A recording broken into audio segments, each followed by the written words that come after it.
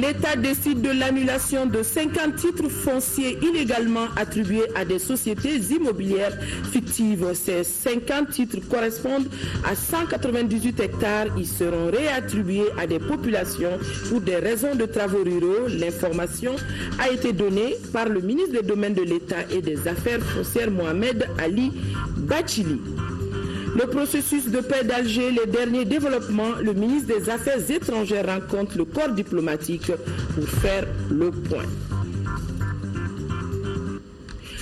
Mesdames, Messieurs, bonsoir et bienvenue dans ce journal. Le président de la République a reçu cet après-midi la sous-secrétaire adjointe au Bureau des Affaires africaines du département d'État américain chargée des questions de politique économique de l'Afrique de l'Ouest et subsaharienne. Avec Biza Williams, il a été question de dynamisation de la coopération entre le Mali et les États-Unis. Madame Williams a fait part au chef de l'État de l'intérêt que portent les investisseurs américains à notre pays et ces derniers sont prêts à venir au Mali très prochainement dans le cadre de la relance économique. À sa sortie d'audience, elle est au micro de Nyanya Aliou Traoré. Je suis venue vraiment pour renforcer ce qui sont les très bonnes relations, très fortes relations entre les États-Unis et le Mali. Le président est quelqu'un que nous connaissons. On travaille beaucoup avec ce gouvernement pour le paix qu'il faut avoir dans ce pays. Comme ça, nous sommes venus pour renforcer ce message, l'importance de la paix, l'importance et la continuation de notre soutien pour un processus qui va arriver à la paix. Et nous avons partagé, nous avons fait un échange des idées, comme d'habitude, avec amitié, avec beaucoup de compréhension et avec l'engagement à la collaboration. Et je sais qu'il y a beaucoup de défis, soit économiques, soit sociaux, soit politiques, ici au Mali. Dans le cadre des questions économiques, le Mali, nous sommes en train maintenant de faire une grande coopération avec le Mali et on envisage encore plus d'assistance de développement. Mais à part de l'assistance de développement, il faut aussi penser sur l'économie et cette partie, le secteur privé. Et je sais qu'il y a énormément de capacités parmi les Maliens avec les petites industries, les grandes industries, et il faut vraiment encourager l'entrepreneuriat.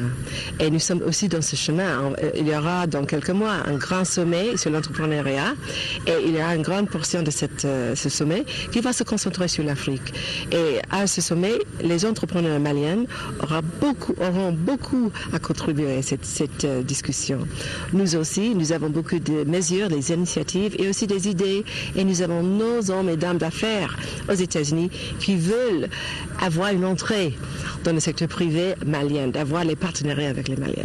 Il faut dans tous les domaines travailler contre la corruption. Il faut que tout le monde soit rassuré de l'état de droit, de ce qu'il va investir, sera protégé, etc. Mais tout ça sont des choses claires. On travaille déjà ensemble pour établir cet état et cette compréhension.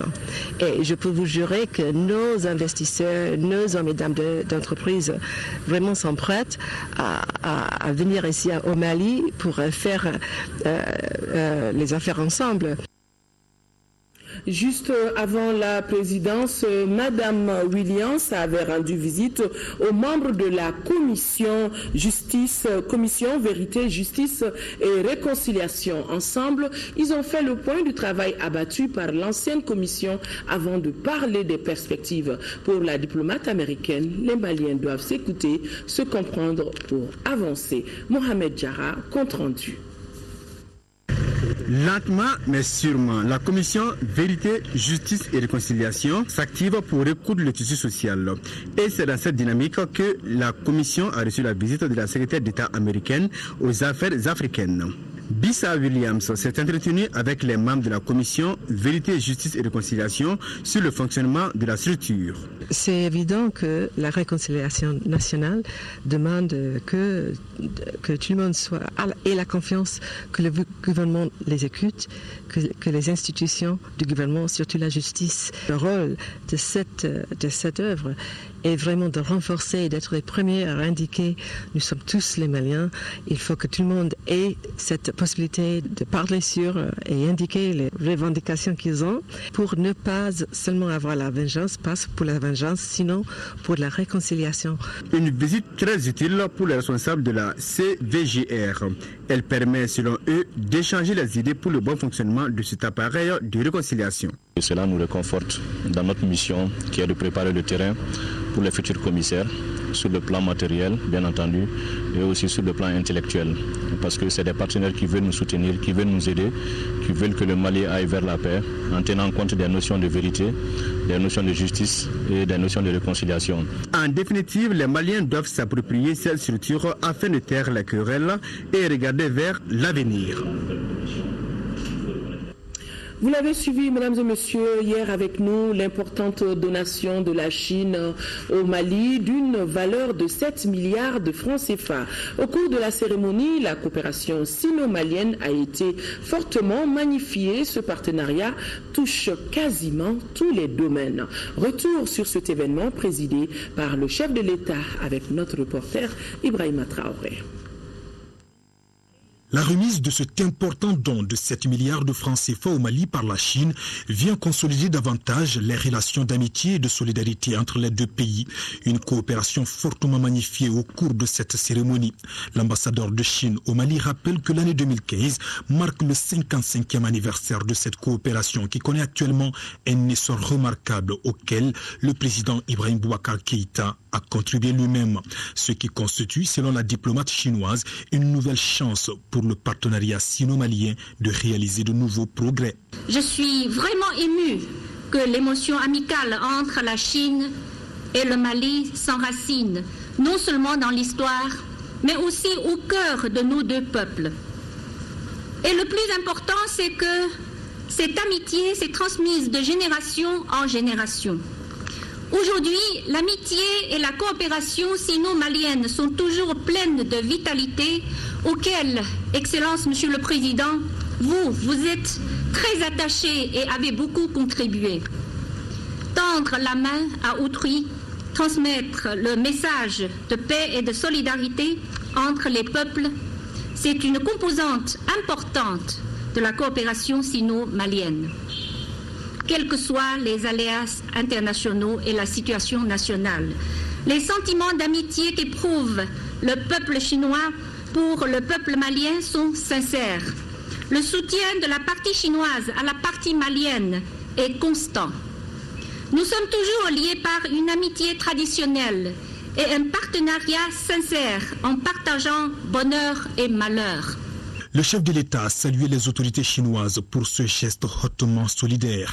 Ibrahim Boubacar Keïta est ensuite revenu longuement sur l'historique de l'amitié qui lie les peuples maliens et chinois. L'homme qui a habité ici et qui est l'honneur du Mali encore aujourd'hui, pour l'éternité, aurait été un jour pareil, Modibo Keïta. Ce visionnaire est celui auquel nous devons ce jour. Madame qui a compris très tôt, plus tôt que beaucoup d'autres, l'importance insigne de votre grand pays, l'importance de ce que votre peuple, sous la direction éclairée du président Mao Zedong et du Parti communiste chinois, a fait pour le reste du monde en voie de développement. Ce grand combat pour la liberté, que ce parti né dans une école de Shanghai, sous la direction de l'homme d'État que j'admire le plus au monde, Zhou Enlai.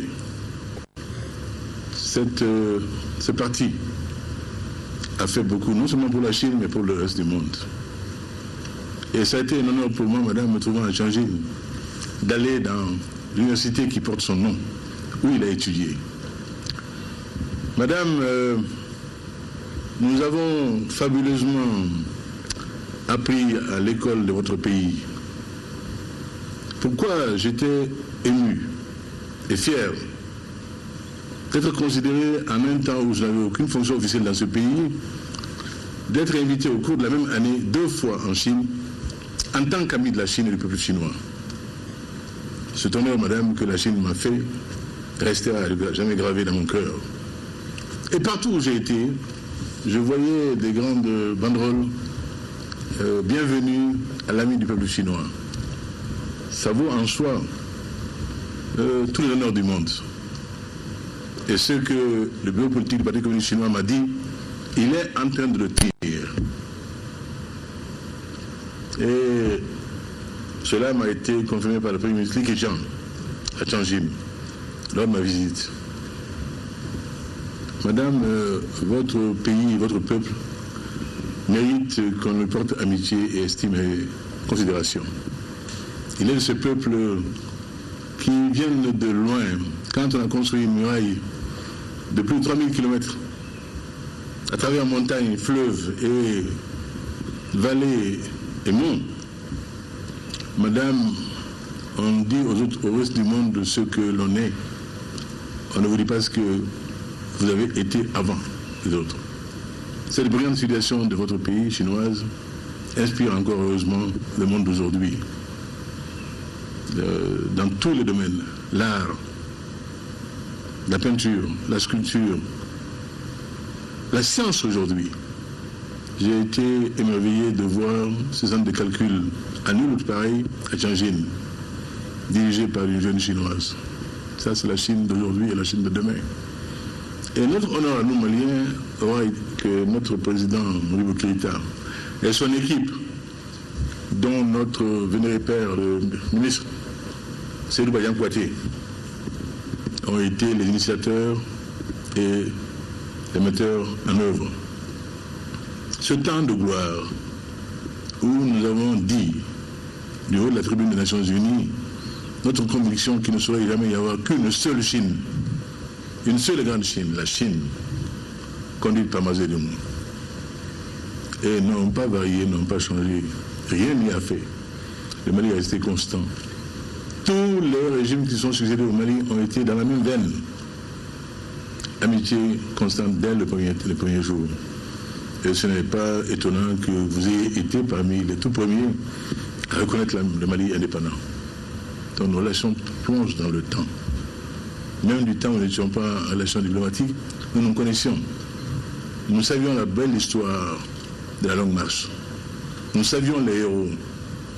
Nous savions ce qu'il avait fallu à un homme comme le Major Souté, de courage, d'abnégation, pour se hisser à la hauteur de ce que le peuple chinois attendait de lui. C'est cette Chine que nous admirons, madame. Et cette éruption de la Chine sur la scène mondiale, à Bandung, quand le Premier ministre Zhuan Lai a été là, révélation d'une Chine nouvelle, debout, digne, affrontant tous les périls et disant au monde ce qu'il n'avait jamais entendu auparavant. Madame, les principes de la coexistence pacifique, nous les devons à la Chine. Et cette Chine a été également à l'honneur lors des pourparlers de Genève, où c'était l'élégance vestimentaire, l'élégance de parole de ce grand fils de Chine qui a émerveillé le monde. Et ensuite, le savoir-faire diplomatique, toute la finesse qui savent se révéler au monde comme désormais partie prenante des questions mondiales et du devenir du monde. C'est la Chine qui est notre amie, madame. Vous l'avez dit en des termes merveilleux, dont nous sommes fiers de l'amitié, madame. Ne nous sommes pas en guerre aujourd'hui par ces dons qui succèdent à d'autres et qui sont la promesse d'autres qui viendront, Inch'Allah. Vous les avez indiqués. Que vous dire, madame, sinon que dans votre belle langue, cherchez. La coopération entre le Mali et la Chine touche quasiment tous les domaines. L'on note la sécurité, l'éducation, la santé, l'agriculture, l'environnement ou encore l'assainissement. Et cette énième marque de solidarité devrait ouvrir de belles perspectives dans le partenariat sino-malien. Le Mali plus que jamais reconnaissant à l'endroit de la Chine. Le président de l'Assemblée nationale a reçu en audience l'honorable Roger Nkondo Dang, député à l'Assemblée nationale du Cameroun et premier vice-président du Parlement panafricain.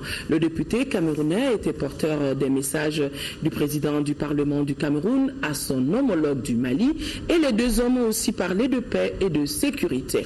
L'honorable député à sa sortie d'audience est au micro de Ba Traoré.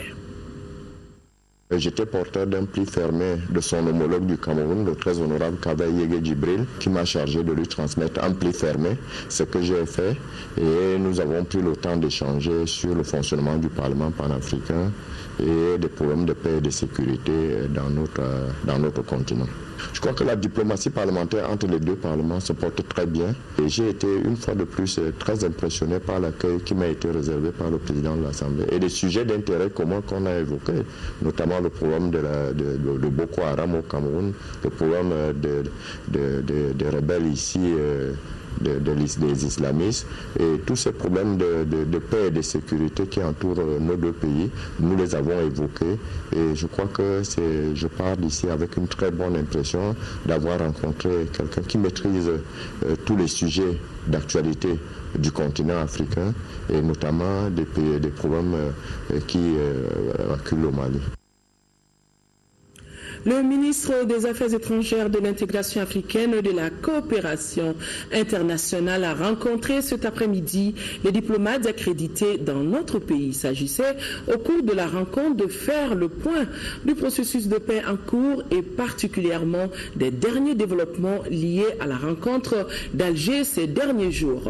Abdoulaye Diop, à l'issue de la rencontre, s'est dit rassuré de la bonne écoute qu'il a reçue auprès des représentants des pays et organisations dans notre pays. Notre reporter Modibo Mariko lui a tendu son micro. Modibo Mariko a également recueilli la réaction du représentant spécial de la CEDEAO et la réaction aussi de du représentant de l'Union européenne qui réitèrent tous leur engagement à accompagner le processus de paix dans notre pays. Aujourd'hui, les regards sont tournés vers le 15 mai.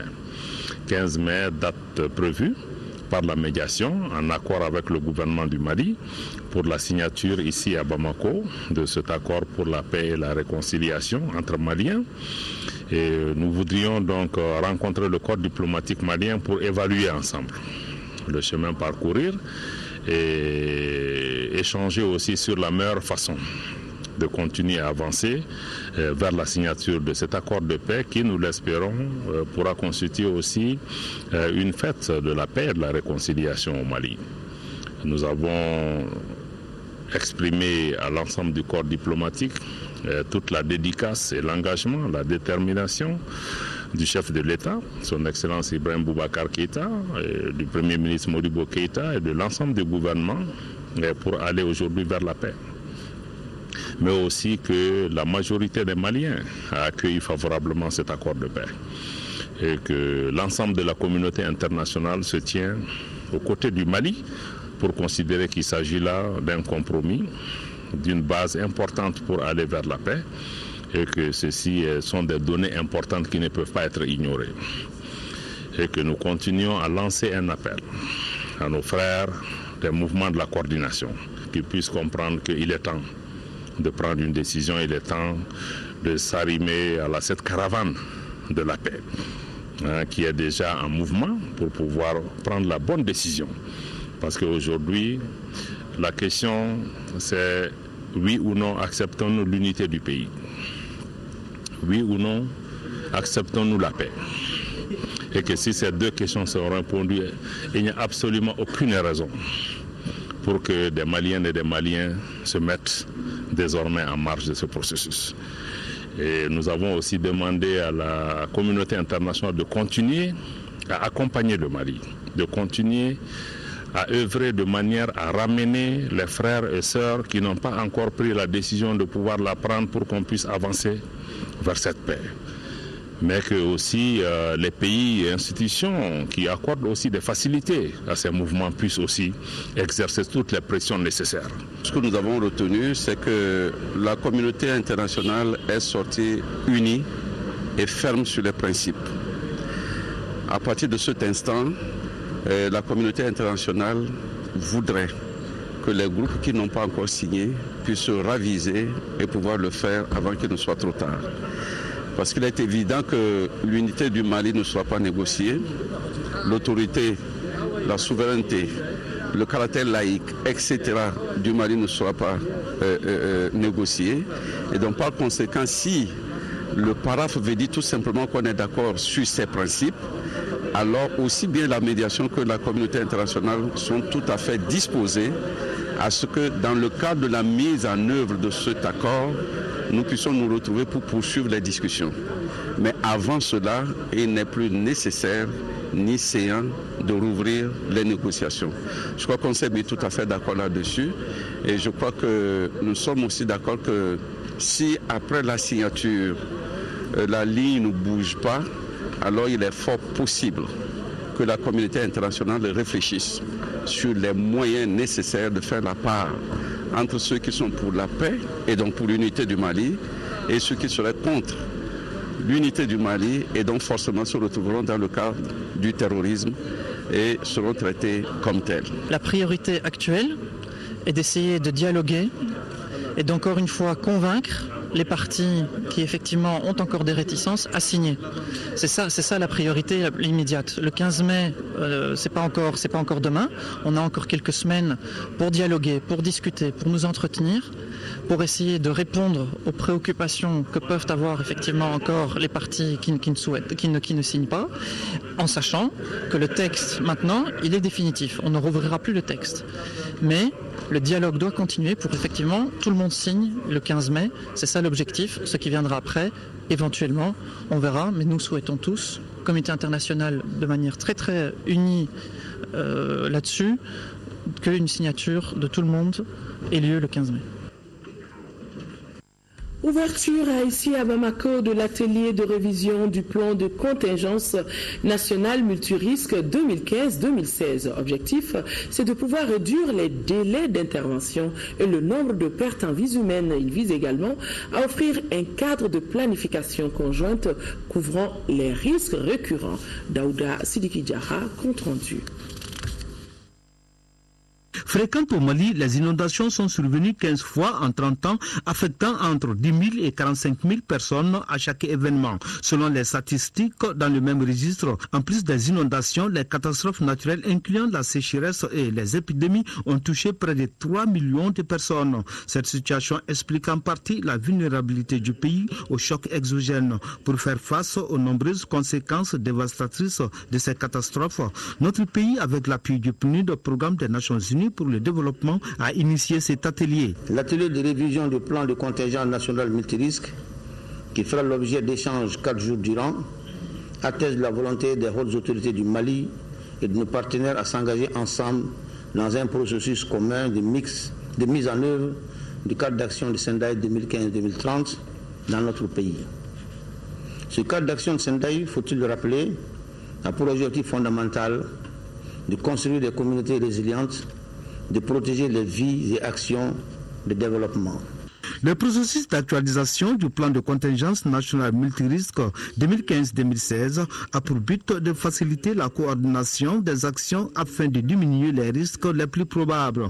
Il permettra de réduire les délais d'intervention et le nombre de pertes en vies humaines. Je vous exhorte à conduire avec minutie une bonne analyse des risques auxquels le Mali est confronté, à déterminer les scénarios les plus probables et surtout à définir les mécanismes de coordination adéquats pour assurer une réponse efficiente sur le terrain. Cet atelier de 4 jours va s'inspirer de l'expérience burundaise en la matière. Le ministre des Domaines de l'État et des Affaires foncières, Maître Mohamed Ali Bachili, était face à la presse hier. Il a informé les journalistes de l'annulation de 50 titres fonciers illégalement attribués à des sociétés immobilières fictives qui ont spolié les populations de leurs terres. Les 198 hectares ainsi retirés seront réattribués aux populations avec des titres en bonne et due forme établis par l'État. Selon le ministre Mohamed Ali Bachili, des investigations sont en cours pour annuler tous les titres fonciers illégaux à travers le Mali. Daouda Boubacar Sissoko a assisté à la conférence de presse. Sous la bannière de sociétés immobilières fictives, certaines populations des environs de Bamako, notamment du cercle de Kati, sont spoliées de leurs terres. Des terres qui sont leurs espaces vitaux pour l'agriculture et l'élevage. Le gouvernement a donc décidé de mettre fin à cette injustice en annulant purement et simplement les titres fonciers illégalement attribués. Cette mesure concerne 50 titres fonciers, soit plus de 198 hectares, morcelés en 3445 parcelles à usage d'habitation dans le cercle de Kati. Ces centaines d'hectares appartiennent à 3 opérateurs économiques. Nous avons un certain nombre de villages, dont Sirakoro Megetana, Kati Sananfara, Kati Koko, dont l'ensemble des espaces, à part peut-être quelques champs, à part peut-être quelques espaces environnant les habitations, ont été complètement spoliés au profit de personnes ayant créé de soi-disant sociétés immobilières et ont ainsi bénéficié de titres fonciers sur des espaces considérables sans jamais investir, comme même les actes de cession obligeaient ces sociétés à le faire. Ces spéculateurs fonciers ont eu ces terrains au détriment des populations avec la complicité de certains agents de l'administration, a expliqué le ministre Bachili. Quant aux sociétés immobilières, au lieu de construire des maisons sur les parcelles, elles les morcellent et cèdent chaque lot à entre 3 à 4 millions de francs CFA. Donc si c'était des sociétés immobilières sérieuses, en 2006, elles ont eu des terrains, elles auraient dû finir de les construire avant d'en demander en 2009. Mais elles en ont eu en 2006, en 2007, en 2008, en 2009 et n'ont jamais construit une seule maison témoin sur ces espaces-là. Les 198 hectares ainsi retirés seront réattribués aux populations avec des titres en bonne et due forme établis par l'État. L'État n'y gagne presque rien du tout. Il ne paye pas de taxes foncières sur ces superficies qui dorment là-bas. Rien n'est payé à l'État. Donc l'État perd les réserves foncières. Le ministre des Domaines a également promis de poursuivre les investigations afin d'annuler les titres des 3000 hectares anarchiquement attribués dans la région de Koulikoro. Selon lui, cette mesure frappe toutes les capitales régionales du Mali. L'intervention du ministre des Domaines de l'État et des Affaires foncières au cours de cette conférence de presse à langue bamana. Vous pourrez suivre donc cette intervention après ce journal. Le ministre en charge de la communication a lu visiter ce matin les installations de l'ORTM. Par cette visite, Shogel Kokala-Meiga a voulu toucher du doigt les principales préoccupations de l'office, parmi lesquelles le manque de matériel, la construction de la nouvelle tour de l'ORTM et surtout la réussite de la transition numérique. Le ministre Shogel Kokala-Meiga s'est engagé à apporter des réponses idoines à ces différentes questions. La visite a également permis au chef du département de tutelle d'apprécier les efforts déployés par la structure pour répondre aux aspirations du peuple malien. Visite suivie par notre reporter Bourama Traoré. Si entendre et bien voir est toujours mieux, le ministre en charge de la communication fait sienne cette réalité. Une visite à pas de course sur les installations de l'Office de radiodiffusion télévision du Mali. Le ministre Shogel Kokala-Meiga débute par le centre émetteur sur la route de Kati, une infrastructure névralgique dans le dispositif de fonctionnement des programmes de la radio nationale. Ici, les 3 émetteurs ont besoin d'être rénovés, faute de quoi le programme chinois est diffusé 7 heures par jour sur les 23 heures initialement. À partir d'ici émet également TM2, la deuxième chaîne de l'ORTM. Pour la diffusion des émissions de la chaîne, un pylône de 200 mètres est installé, considéré comme l'un des plus longs de l'Afrique de l'Ouest. Le ministre en a visité pour apprécier la prouesse technique. À quelques mètres de là, le chef du département de la communication s'est rendu sur le site de la nouvelle tour de l'ORTM d'une superficie d'environ 10 hectares. Une infrastructure dont la première pierre a été posée en 2011. 4 ans après, les lignes ne bougent pas. Nous allons faire l'effort de faire en sorte que ça ne soit pas comme la première fois, c'est-à-dire on ne va pas aller juste visiter et qu'il n'y ait pas de suite. Il y a donc des solutions alternatives sur lesquelles nous sommes en train de travailler, que nous allons soumettre au chef du gouvernement, et je suis sûr qu'après son choix, nous reviendrons vers eux pour leur dire voilà ce qui a été retenu. Nous pensons que d'ici 6 mois à 1 an maximum, la construction de la tour doit pouvoir commencer, pour que peut-être d'ici 1 an et demi, 2 ans, ils puissent y déménager. Autre infrastructure de l'ORTM visitée par le porte-parole du gouvernement, le centre émetteur TV du Congé. Il est considéré comme le cœur de la télévision nationale. Tous les programmes télévisuels émettent à partir d'ici, tout comme ceux de certaines chaînes étrangères telles que RFI et BBC.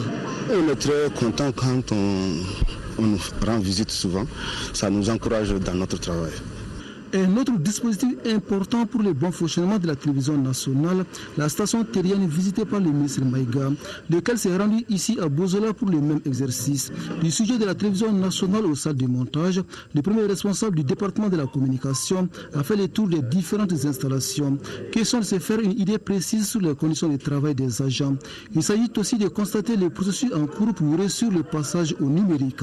L'ORTM, par ses propres moyens, a déjà une solution alternative qui permettra à notre pays de tenir pendant 6 à 7 mois, sinon même 1 an.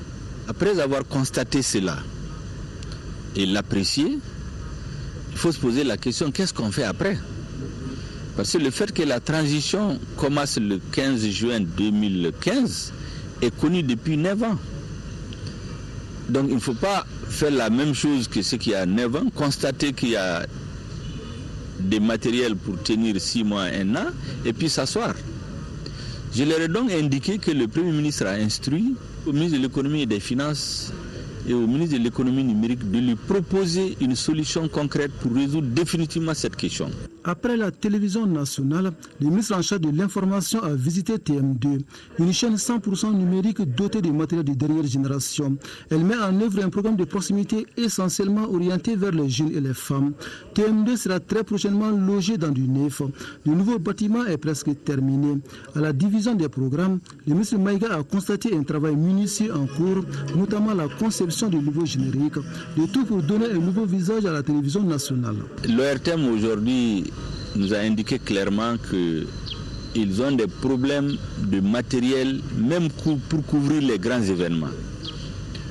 Quand vous imaginez qu'un service comme l'ORTM se débrouille entre guillemets avec 20 caméras, or il peut se trouver qu'en une journée, il y a plus de 20-30 événements qui se passent, qui ont besoin tous d'être couverts, et qu'une caméra coûte entre 5 et 7 millions. Je pense que c'est des questions qui peuvent être résolues. L'ORTM, c'est la télévision et la radio. La dernière étape de la visite du ministre de la Communication a concerné d'abord la chaîne 2 qui émet sur la 95.2 FM. Elle couvre Bamako et ses environs. Coïncident avec le journal Info Cité de la 2, le chef du département de tutelle est revenu sur l'objet de sa visite avant de se rendre au sujet de la radio nationale. Mais la visite des archives de l'ORTM a été le point d'orgue de la visite ministérielle. Ici, la mémoire de toute une nation meurt à petit feu. J'ai vu des archives où il y a les discours des autorités maliennes de 1960, de 1961, de 1964. Toute la mémoire du Mali est en danger parce que les cassettes sont entassées, les chambres sont chaudes, la technologie est en train d'être dépassée. Et j'ai demandé une évaluation. Comment il faut faire pour numériser et conserver toute cette mémoire? Enfin, le ministre de la Communication a eu une séance de travail avec la direction et les personnes de l'ORTM. Les échanges ont naturellement porté sur les préoccupations et les perspectives. Occasion pour le directeur général Bali Idrissa Sissoko de préciser que l'ORTM ne se trompe pas de combat, celui de l'accompagnement des autorités pour relever les différents défis. L'ORTM, dans sa mission de service public, devrais-je dire, passion du service public. Interconnexion entre les services informatiques de la Direction générale des douanes et du Mali, DGD, et ceux de la Direction nationale du commerce et de la concurrence, DNCC. L'inauguration de cet important outil de prévention de la fraude était cet après-midi dans la cour, s'est déroulée dans la cour de la Direction nationale de la concurrence et du commerce. Et le ministre du Commerce et de l'Industrie a présidé cette cérémonie en présence de notre reporter Beidi Kone. Ces centres d'interconnexion, dont le ruban symbolique vient d'être coupé, couronnent ainsi les efforts de plusieurs années de combat menés par la Direction générale des douanes et la Direction nationale du commerce et de la concurrence. Ces réseaux d'interconnexion permettent aux deux administrations de localiser le phénomène de falsification des intentions et de mettre hors circuit les usagers des faux documents. Cette interconnexion sera une plateforme entre l'administration de la douane, l'administration de la DNCC, à temps réel, le douanier va savoir quels sont les tirs qui ont été levés et les faussaires seront éliminés du circuit. Lorsqu'on sait que la Direction nationale du commerce et de la concurrence et l'administration des douanes sont deux services qui représentent des acteurs pertinents, importants du commerce extérieur, et lorsque ces services parviennent à échanger sur un réseau informatisé, on ne peut que se réjouir de cela, puisque cela augure certainement d'un bon service qui sera rendu, d'un service efficace, un service efficient et un service qui va faire en sorte que les recettes vont croître de part et d'autre.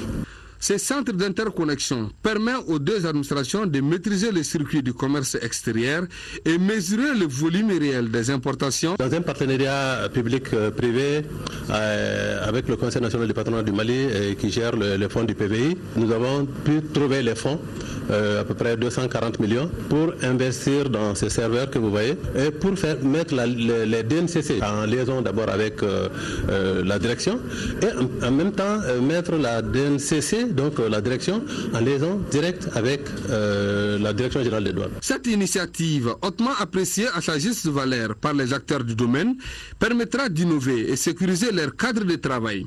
Elle sert également de moyen d'améliorer les recettes de l'État.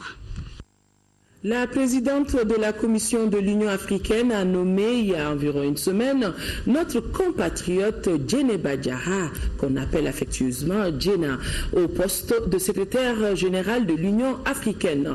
Madame Diarra devient ici la première femme à occuper ce poste si important créé, on le rappelle, par le président Alpha Oumar Konaré au moment de sa présidence à la tête de l'organisation panafricaine. Une organisation que Madame Djeneba Diarra connaît parfaitement bien, puisqu'ayant passé près de 20 ans au sein de la structure, notamment au service juridique. Elle occupera officiellement son fauteuil le mois de juillet prochain. Alassane Djombele, qui connaît également très bien Madame Diarra Djeneba, revient sur le parcours de cette battante au service du continent. C'est elle qui a été choisie par la présidente de la Commission de l'Union africaine pour occuper désormais le poste combien important de secrétaire général de la Commission de l'UA. Djeneba Diarra, dite Djena pour les intimes, sera officiellement investie le mois de juillet prochain. Elle est un terrain connu. Au bureau du conseil juridique où elle a déposé ses effets, Djena a accumulé une grande expérience dans l'élaboration d'instruments juridiques. Elle a fait partie de la grande équipe qui a rédigé l'acte constitutif de l'organisation qui est à l'origine de la création de l'Union africaine en 2002 en Afrique du Sud. Promu conseil juridique adjoint en 2004 et conseil juridique par intérim en 2012, c'est à elle qu'était revenue la lourde tâche de superviser les élections des membres de la commission en juillet 2012, élections qui ont porté la première femme à la tête de la commission. Bref, Djena entend mettre ses 20 ans d'expérience au service de son nouveau poste. C'est un challenge à plus d'un titre parce que souvent on pense que les femmes sont là où elles sont parce que ce sont simplement des femmes, mais j'espère pouvoir démontrer qu'en réalité les femmes ont les mêmes capacités que les hommes et au même degré de qualification et d'expérience, nous pouvons le faire certainement, même un peu mieux. Première dame à ce poste et en cette année d'autonomisation des femmes, Mme Diarra espère bien bénéficier du soutien de ses sœurs du continent pour relever les défis. Elle peut aussi compter sur l'appui des ambassadeurs de la CEDEAO et du gouvernement de la République du Mali. L'ambassadeur représentant permanent auprès de l'UA au cours d'une cérémonie en son honneur lui a réitéré les félicitations du gouvernement. Je suis fière de pouvoir faire la fierté du Mali et de tous les Maliens, mais surtout de toutes les Maliennes. La future Ségale de l'UA est une multilingue qui passe avec aisance du français à l'anglais, de l'amharique au bambara. Le baccalauréat obtenu au lycée Gebré Mariam d'Addis Abeba et la maîtrise en droit de l'université de Bordeaux III en France y sont peut-être pour quelque chose. En attendant d'occuper son fauteuil, Djeneba Diarra sera aux côtés de son prédécesseur pour bénéficier de ses précieux conseils.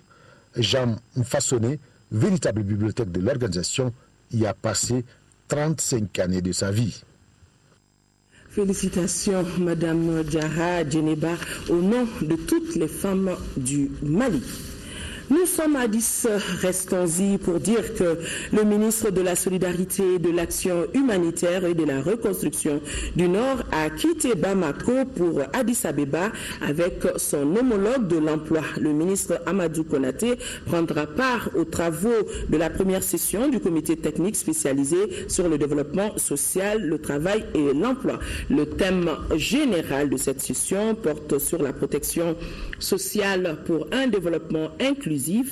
Elle permettra de mieux comprendre l'agenda 2063 de l'Union africaine qui tient en compte les défis de l'inclusion sociale des groupes vulnérables, l'expansion des systèmes de protection sociale pour la réduction de la pauvreté en vue d'établir des synergies entre les secteurs du développement social, du travail, de l'emploi, du travail et de l'emploi. Une délégation, cette fois-ci conduite par les ministres des Maliens de l'extérieur, Dr Abdrahmane Silla, et le ministre de l'Urbanisme et de l'Habitat, Abdrahmane Dambélé, s'est rendu en Pologne. L'objectif de cette mission, on le rappelle, était de rencontrer les autorités polonaises en vue de la préparation de l'élaboration des projets polono-maliens et de la prise en compte, une prise de contact avec les Maliens de Pologne. La première étape a été la rencontre du ministre des Maliens de l'extérieur, Abdrahmane Silla, avec la diaspora malienne de Pologne. Au cours de cette rencontre, le ministre Silla a échangé avec nos compatriotes sur l'ensemble des sujets d'actualité qui sont entre autres le renforcement des relations entre le Mali et la Pologne, la sortie de notre pays, la sortie de crise que notre pays traverse, le paraphe de l'accord d'Alger et la vision du président de la République en faveur des Maliens de l'extérieur. Demain, nous essaierons de vous projeter, de vous faire voir ces images de la visite de ces deux ministres en Pologne. L'ambassadeur de Danemark au Mali a organisé hier une réception à l'occasion de l'arrivée au Mali du major général Michel Lolesgaard, j'arrive à bien prononcer, qui est aujourd'hui le chef des forces de la MINUSMA. La cérémonie a regroupé les responsables militaires et les représentants des organisations internationales. Youssouf Diakité, notre reporter, était présent. Une réception à l'honneur du nouveau chef des forces de la MINUSMA, général Major Lolesgaard.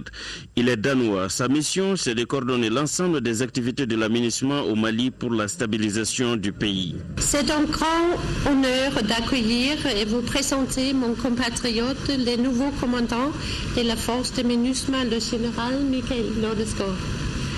Je le reçois aussi avec une grande fierté car le général Lolesgaard occupe un des postes les plus importants occupés par un Danois dans le système de l'ONU. Le général est seulement le deuxième commandant danois de force de l'ONU à travers le temps, bien que le Danemark a déployé plus que 50 000 troupes dans les opérations de l'ONU. Je me permets de parler au nom de tout, mon général, en vous félicitant tout particulièrement de votre déploiement rapide et de votre présence déjà sur le terrain après votre nomination le 6 mars par le secrétaire général des Nations Unies. Et au représentant spécial du secrétaire général des Nations Unies de saluer l'arrivée du général danois qui estime qu'ensemble le défi de la restauration définitive de la paix peut être relevé. Lutter contre les disparités régionales dans le secteur des transports aériens et échanger sur les différentes réformes en cours dans l'espace UEMOA sur l'aviation civile, tels sont entre autres exercices auxquels se livreront les participants au séminaire de sensibilisation sur la question. Mamadou Sidibé a suivi pour nous.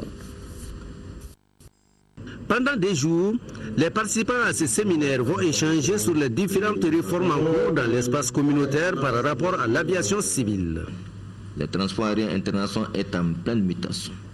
De nouvelles réglementations et de politiques de libération modifient les règles commerciales en promouvant une concurrence ouverte.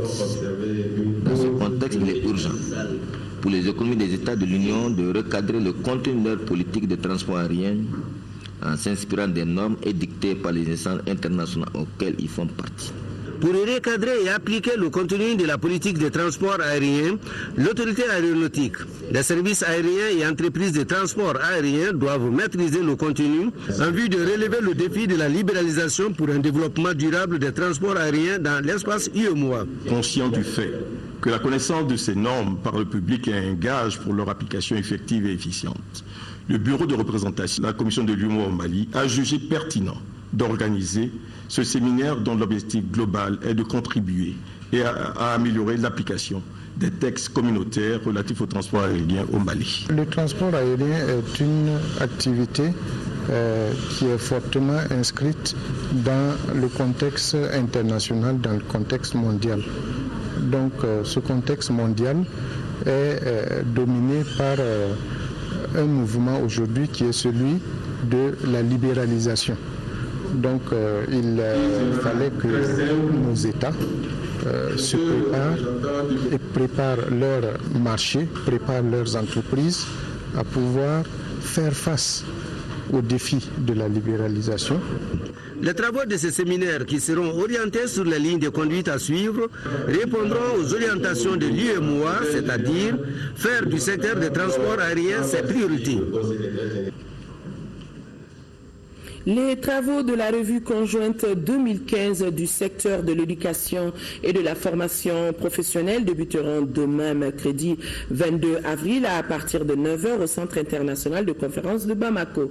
Cette revue, qui réunira tous les partenaires et acteurs de ce secteur, sera co-présidée par les ministres de l'Éducation nationale, de l'enseignement supérieur et de la recherche scientifique et le ministre de l'Emploi, de la formation professionnelle, de la jeunesse et de la construction citoyenne. Et cette revue 2015 vise à analyser la situation du secteur de l'éducation et de la formation professionnelle en phase de stabilisation après la crise sécuritaire et politique qui a fortement contrarié la mise en œuvre de la troisième phase du programme d'investissement sectoriel de l'éducation. Et la rencontre permettra d'asseoir les bases d'une préparation et une mise en œuvre efficiente du nouveau programme décennal de l'éducation.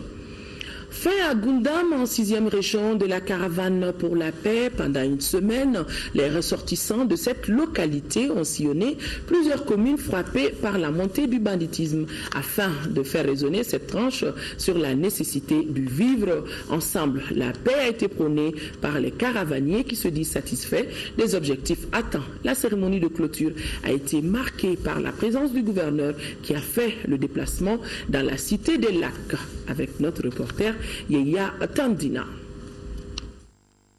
Cadres, leaders communautaires, hommes politiques et notabilités de Goundam, à travers cette mobilisation, ont répondu à l'appel de la tribu Kalantsar. C'est par une caravane d'une semaine qui a permis de visiter plusieurs localités du cercle, d'où la satisfaction des participants. Nous avons vu présent à Nguna, à Bintagungu, à Echel, à Goundam et à Douétiré toutes les composantes qu'on peut juger notoires de la société de Goundam, toutes les composantes des grandes familles de Goundam. Et aujourd'hui, nous estimons que ce pays a besoin du concours de ces grandes familles-là. Nos frères ont lancé l'appel à leurs frères Tamashek. Il faut qu'ils arrêtent. Et toute personne qui les voit dans cet acte de banditisme, il faut qu'ils les dénoncent.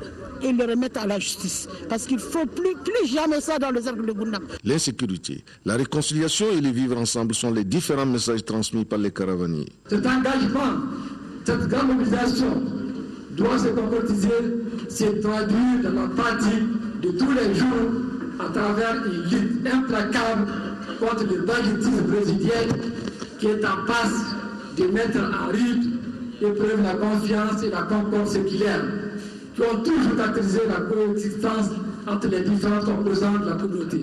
Chaque Malien, chaque Malienne doit être acteur de la paix et de la réconciliation nationale.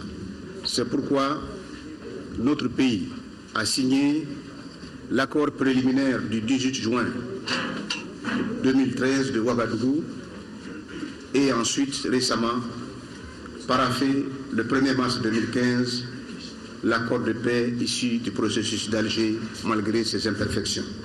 La caravane de la paix de Goundam est un exemple à soutenir et à encourager, car la construction de la paix et de la sécurité dans le contexte actuel appelle l'implication de tous. Les attestations de reconnaissance ont été remises aux représentants de l'État, aux leaders communautaires et aux maires de Doué-Tiré pour la réussite de l'événement. Et en 5e région, l'Agence musulmane d'Afrique, AMA, et une agence koweïtienne ont donné le sourire à 350 familles. Des déplacés retournés de Douanza, éprouvés par la crise que le pays a connue. Elle a remis hier, lundi, 1400 caprins aux 10 déplacés dans le cadre de la reconstruction de leur cheptel. Jules Sambou Sissoko depuis Mopti.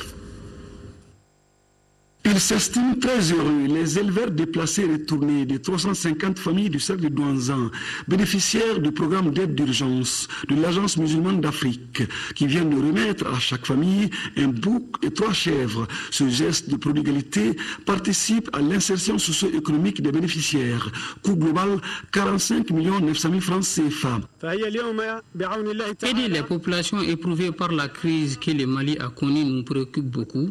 C'est pourquoi nous avons jugé nécessaire de venir en aide, dont l'activité dominante est l'élevage. D'autres actions vont suivre dans les semaines à venir au profit des familles démunies. Elle est venue faire sa contribution à la population de Douanza, à cette population démunie qui a subi tous les calvaires des pertes d'animaux. Au nom de tous les bénéficiaires, je vous souhaite la bienvenue, tout en espérant que cette première donation ne serait pas la dernière. La relance des activités de développement dans cette zone, comme dans bien d'autres du Mali, figure au cœur des priorités gouvernementales. L'autorité locale de saluer la portée économique et sociale de cet appui de l'AMA. La solidarité est une des valeurs sûres et cardinales de l'islam. Nous remercions très sincèrement les donateurs, l'Agence des musulmans d'Afrique. Messieurs, dames, bénéficiaires, faites-en un meilleur profit possible. Ce sont environ plus de 67 livres allemands de feu Dr Mohamed Larabi qui sont légués aux étudiants de la faculté des sciences, de la faculté des lettres et des sciences humaines. Et la remise officielle du dit document a été faite à l'université et les documents ont été remis au recteur de l'université. Le geste des parents vise à promouvoir la culture de l'excellence au sein de l'enseignement supérieur. Fademba Keita était présent. En plus des 637 livres destinés à la faculté, Feu Mohamed Larabi Diallo est aussi auteur de nombreux écrits et articles publiés sur sa langue maternelle, le Bamanankan de Ségou. Font aussi partie des ouvrages légués aux étudiants de l'ex-flash, des manuels et brochures didactiques non publiés. On a donné ces livres pour que les étudiants puissent continuer à se servir des livres dans la bibliothèque, à bien apprendre l'allemand et à continuer l'œuvre de Mohamed Lamine. Selon ses collègues, Feu Dr Larabi eut un parcours exemplaire. Grâce à ces nombreux projets de recherche sur le Bamanankan, il obtient du DAD, diverses bourses de recherche de courte durée à l'université de Bayreuth, de Mayence et de Francfort. La remise empreinte à la fois de joie et d'émotion avait tout son sens. Un sentiment de tristesse et de joie. La tristesse d'avoir perdu un collègue, le meilleur d'entre nous. Un sentiment de joie parce que l'Arabie lui-même, s'il pouvait nous voir d'où il est, il serait très heureux. Heureux d'avoir donné une partie de lui-même, c'est-à-dire ses livres, 637 au total, pour aider nos étudiants à apprendre. Feu Dr Larabi est aussi l'auteur de plus de 13 publications essentiellement constituées de revues scientifiques. De la structure de la phrase nominale en bamanankan, de l'origine des mots bamana, ne citait que cela. Auparavant, une minute de silence avait été observée en la mémoire de cet éminent chercheur qui nous a quittés le 11 septembre 2013 après plus de 33 ans de loyaux services rendus à la nation.